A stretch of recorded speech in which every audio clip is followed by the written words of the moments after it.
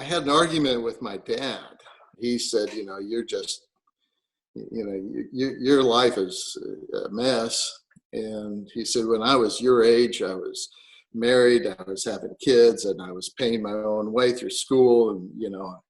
And I just looked at him. I said, well, if I had the same opportunities at my age that you had at my age, then I could do it too, And he got real quiet. And I thought, well, I won that argument and was pretty pleased with myself.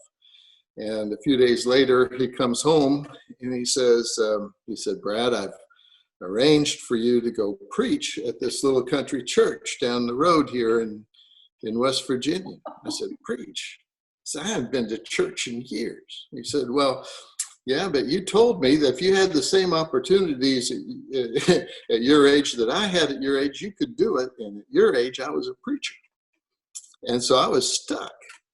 And I figured, well, what am I going to do? Well, I've heard enough sermons from my dad, and I got out I asked him, what is a sermon? He gave me all these books on hermeneutics, and I still haven't read them, so I don't know whether I'm a good preacher or not. But the thing was, I found an article on the Lord's Supper, and I went down to this little church, and I pounded on the pulpit, and I pointed my finger. I'd been a thespian in school plays, and I'd seen plenty of Western movies with preachers in them. And so I figured this is what you do, and pointed my finger, raised my voice. And the search committee came up to me afterwards and said, you're our boy. And they hired me at $35 a week, which kept me in cigarettes and booze and gas money. And I became a preacher. And I was preaching.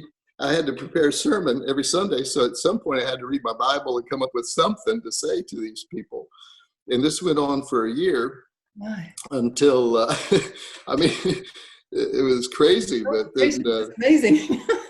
Yeah, this friend of mine, a girl from Arizona who was studying nursing that I knew from Lebanon, her engagement fell through, and so I invited her to come visit me. And I go to the airport in Pittsburgh to pick her up. She comes off the gate. She comes into the airport, and she sees me, and she goes, "Praise the Lord!"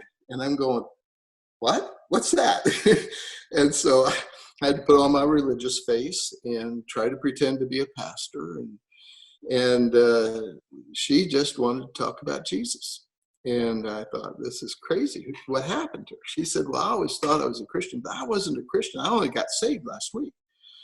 And she just was talking about Jesus. And so I thought, well, I'll preach a great sermon on Sunday, and that will, get her around. And then you just can't hold hands with a girl that just wants to keep talking about Jesus.